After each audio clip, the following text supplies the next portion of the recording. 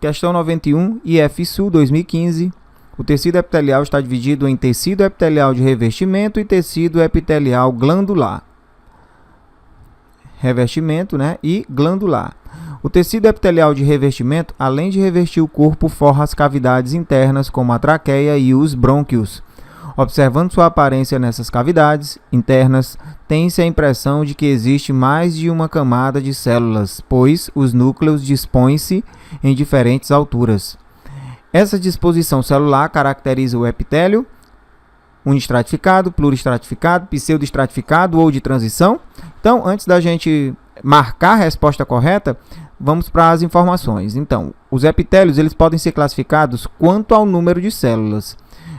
Quando os epitélios eles são formados por apenas uma camada, a gente chama esse epitélio de epitélio simples,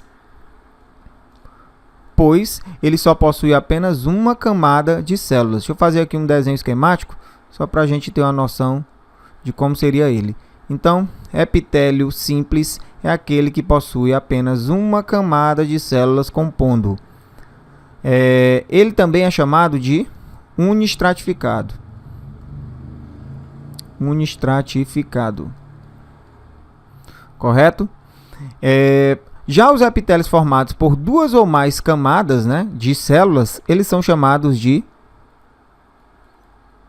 estratificados ou pluriestratificados.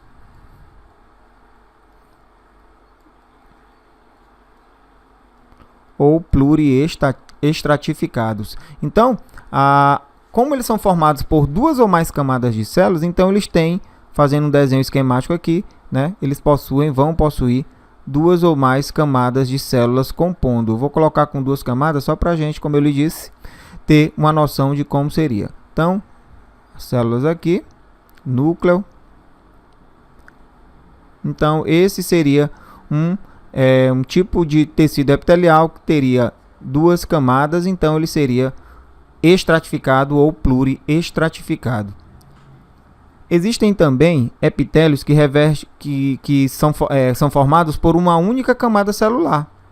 E eles têm células de diferentes alturas, o que dá a impressão de serem estratificados. Por isso, eles costumam ser denominados de pseudoestratificados. Então, esses epitélios pseudoestratificados, eles são simples, possuem apenas uma camada de células, porém, eles não possuem os núcleos, eles não estão em uma mesma altura, né? Então, consequentemente, dá-se a impressão de que esse tecido ele possui mais de uma camada celular. Vou fazer aqui o desenho esquemático também, para a gente ter uma noção. Então, ele é assim. As células elas não possuem, né, uma forma semelhante ao simples. Muitas das vezes elas possuem, e isso também dá a ilusão de que a gente acha que nesse caso existem mais de uma célula formando as camadas, e a altura dos núcleos, estão em alturas diferentes. E isso também nos dá a impressão de que se tem mais de uma